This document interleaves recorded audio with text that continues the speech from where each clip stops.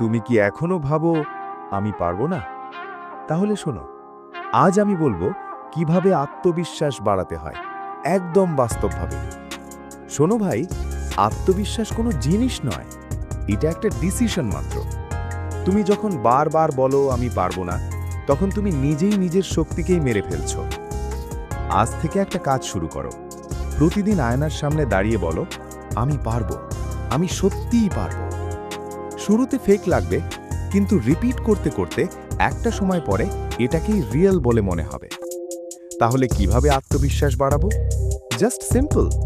প্রথমে ছোট ছোট উইনগুলো তৈরি করো। একটা কাজ শেষ করো, তারপর আরেকটা।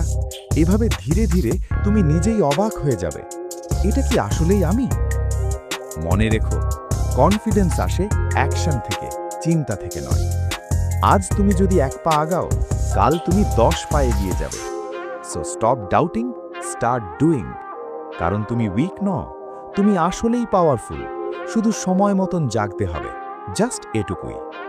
ভিডিওটি ভালো লাগলে একটি লাইক দাও, চ্যানেলটিকে সাবস্ক্রাইব করো, আর ফেসবুক পেজটিকে ফলো করে দাও বন্ধুরা।